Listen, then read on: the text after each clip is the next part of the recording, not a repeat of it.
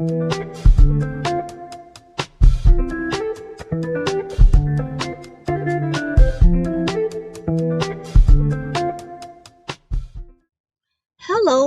I'm Brooklyn, and welcome back to the Mini Edit. We are on part 4 of our 5-part Teen Dollhouse series.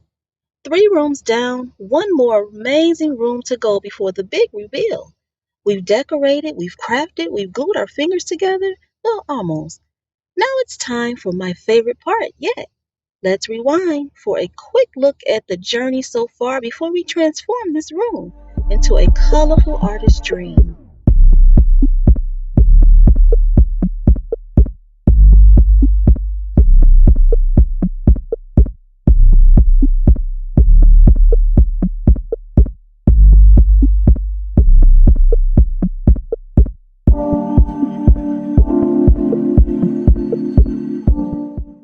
We've transformed every room one step at a time, and now it's the bedroom's turn to shine. Inspired by art and designed for rest, this space is about to become a cozy little escape. Let's see where our creativity takes us. Imagine for a moment that every tiny room in this dollhouse is built while the world is still dreaming. When the lights go out and we close our eyes, our imagination doesn't go to sleep. It quietly gets to work. It gathers little pieces of wonder, tiny sparks of inspiration, and gentle whispers of creativity. I like to think that while we're asleep, our dreams become tiny artists that paint ideas across the night sky and leave them waiting for us when morning arrives. Then, when we sit down to create, we're simply discovering the gifts our dreams have already prepared. In the book of Exodus, chapter 35, verse 31 through 35, the Lord fills artists with wisdom of heart to do all manner of work, including engraving, embroidery, weaving, and devising cunning work. So now that we have our inspiration, let's get started on our room. Okay, so the homeowner decided that she wanted purple and white to be the main colors used in this room. So I'm going to give her that. But I also want to add one of the other colors that she said she liked, which is baby blue. And I thought it would go great with purple and white. So we're changing up the color tone just a little bit, or not changing it, but just adding to it. The other thing I wanted to do to give the room a little bit more space is I wanted to lift her bed up by adding a loft bed to the space. So I thought that would be a great option.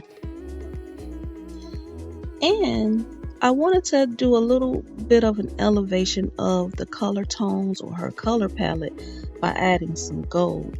I think that will be perfect for the space. So I'm going to go ahead and get started. The first thing we're going to work on are the walls. I found some really pretty cardstock paper that works perfect for her theme. And again, we're using our purple palette. So I am pulling out the cardstock paper because I feel I can find the perfect color tone for the room without having to paint. And I found one. This one was nice. It had kind of a tie-dye effect, so it had the gradient of, you see how it has the gradient, but it also kind of looks spacey because it has like white dots in it, like white specks in it. It looks like it's from outer space. But I just thought it was perfect for the room, and I decided to edge it out with the white trim because, again, I need to bring the white in, and so I'm doing it with the foam board.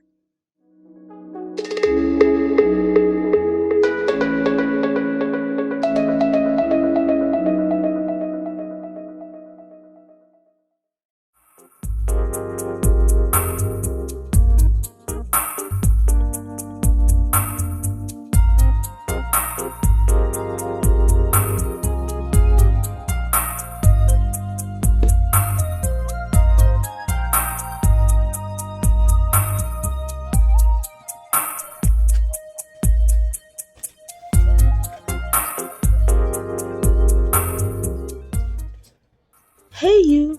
Thank you so much for tuning in. If you're enjoying the mini edit team build, and you have some ideas of your own you like to share, then subscribe, drop me a comment, and turn on your notifications so that you don't miss the next episode. Okay, so if you haven't guessed it, these are the pieces for the loft bed, and the larger rectangle piece is going to be the base, while the strips are going to be used as the edge. I'm going to do an edge all the way around with a slight opening just for the ladder or the stairs that we're going to build so that she'll be able to access the top bunk. But before we do that, I'm gonna need to put the flooring in because there's a piece that I have to use to help me hold this bed up. So I want the flooring to already be in place, and so I'm gonna do that now.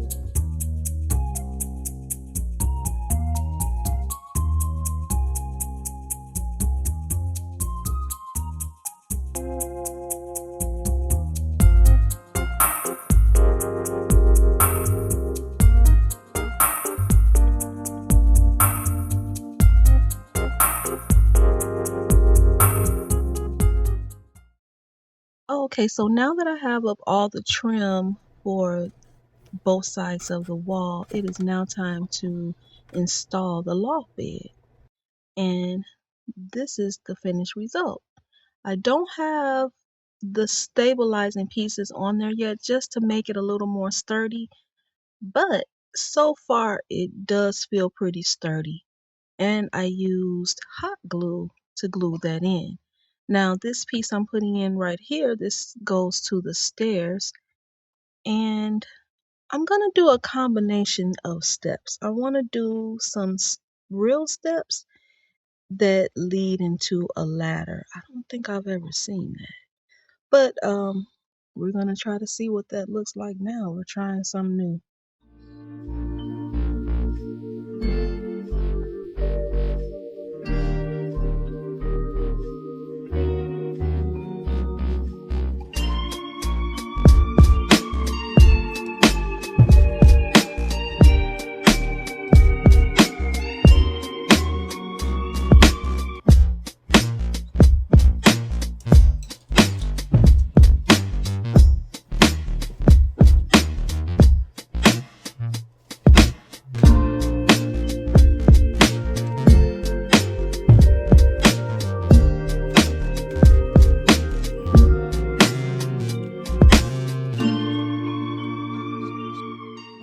Alright, mini editors, we are gonna have some fun. We're getting ready to do a paint pour, if that's what it's called. Where you know that thing where they do and they pour all the different color paints onto a canvas. I'm not using a bunch of different paints. I'm only using 3 colors, which is the yellow gold, the purple, and the white. Because again, she wanted a purple and white room, so I'm trying to stick to that without adding a whole lot of extra colors. So we're gonna do this, and I'm doing this for the first time. And the only thing about this, although it's very budget friendly because I got all of the products here, everything you see here I got from Dollar Tree. And the only thing I don't like, which will be a little bit more costly, is how much paint I need to use all at one time. I needed to use a lot of paint to do this. But the good news is that for this to be a Dollar Tree item, this is considered premium paint, and it took a lot of it to make this portrait. But also it was pretty rich, it was pretty thick, and so I had to help it along with the wooden stick to help it kind of like blend. But you'll see that. You'll see how it turns out.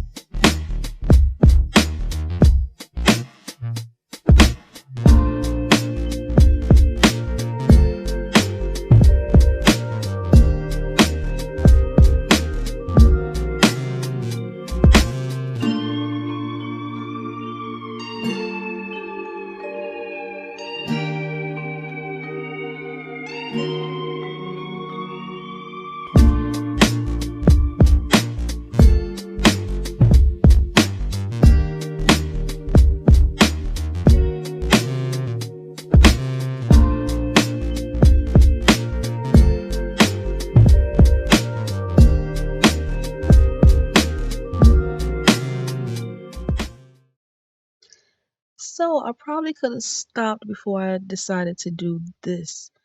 But this kind of came to me at the last moment. I wanted to try this too, where you this is nothing but just a pen that doesn't have the um the ink in it, and I decided to use it to kind of see what it would do. And it was pretty, but I don't know. I didn't like it.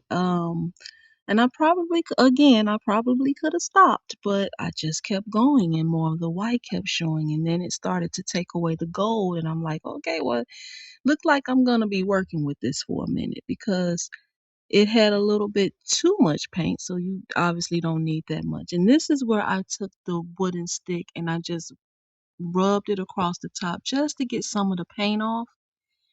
And I loved how it looked tie-dye with a little bit of gold. Like, if you could just see the way these colors blended in person, oh, I had so much fun. It was so beautiful.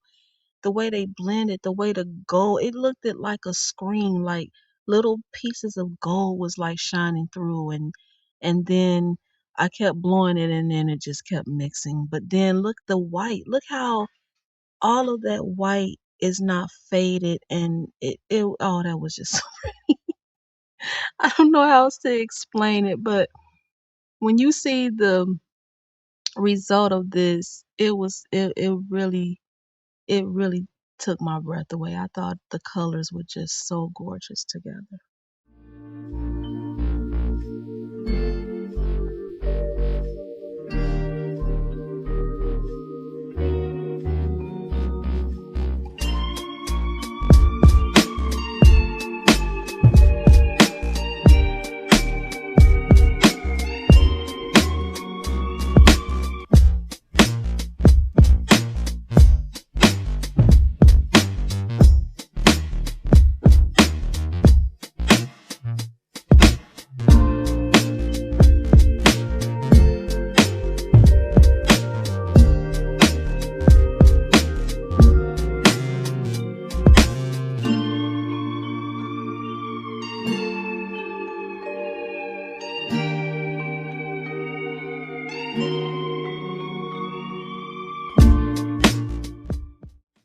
Hey you! Thank you so much for tuning in. If you're enjoying the mini edit team build and you have some ideas of your own you like to share, then subscribe, drop me a comment, and turn on your notifications so that you don't miss the next episode.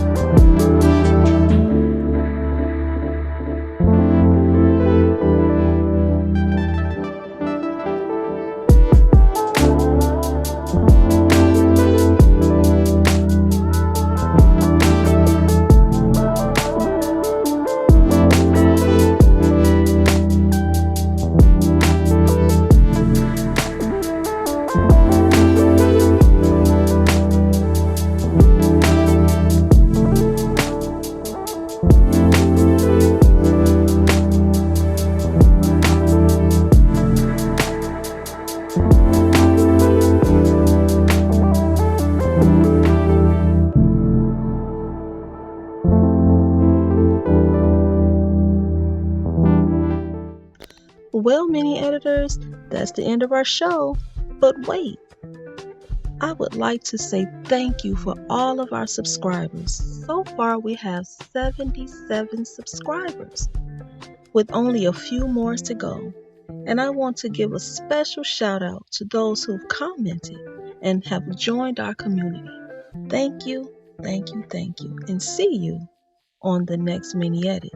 Also, if you're interested in viewing more of shows of the Mini Edit Studio, then check out these, and I'll see you in the final episode of the Team Mini Edit Dollhouse build.